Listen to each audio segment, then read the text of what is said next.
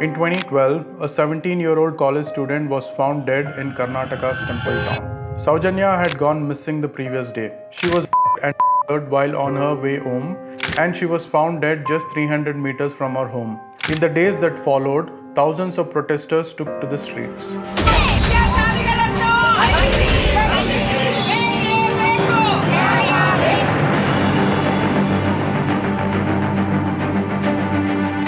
It's been almost 13 years since Soujanya's murder.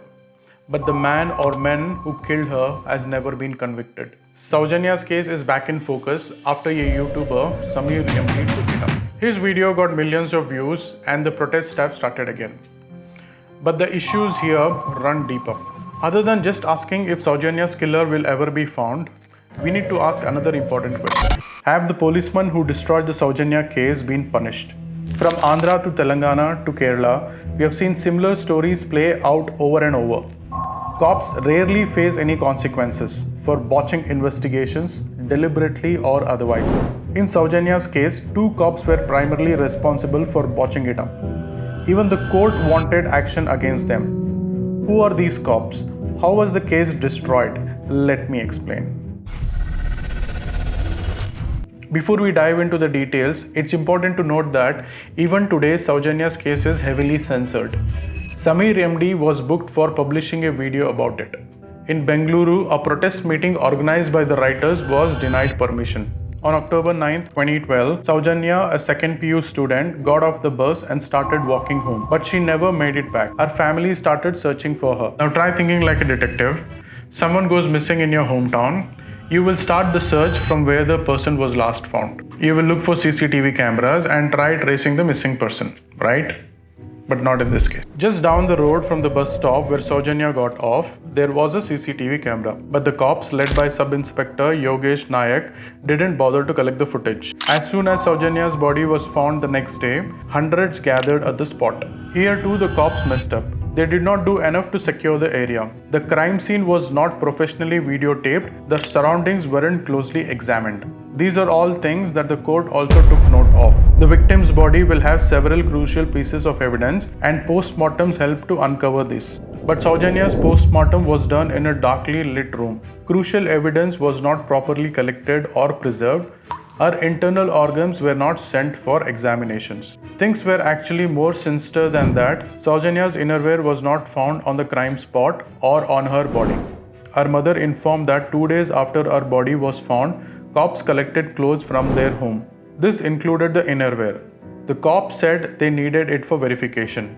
A man named Santosh Rao was caught by 3 men in the locality: Malik Jain, Uday Jain and Dheeraj Jain. They handed him over to the police and said he would have been Soujanya's murderer. The police did a search. Then they said they recovered Soujanya's undergarments from Santosh. Her family says this was an open lie. The undergarment was in fact the same one which was collected from Soujanya's mother 2 days after the body was found. How did the family know for certain?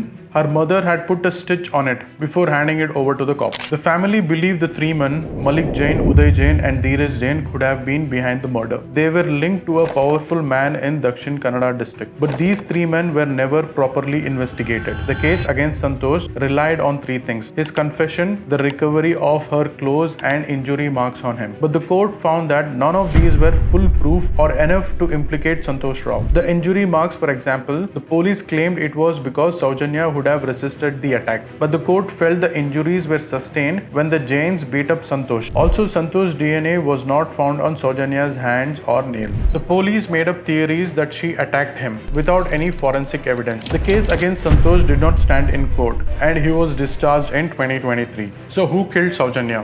Nobody found the answer. Neither the CID nor the CBI.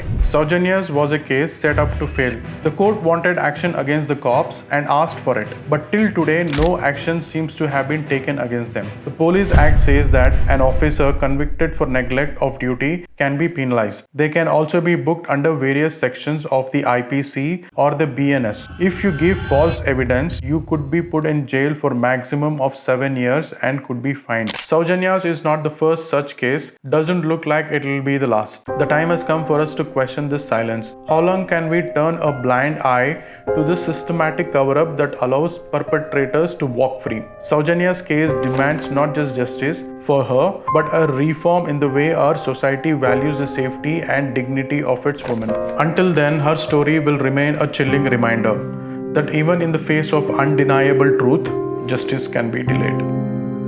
This is Shayog signing off.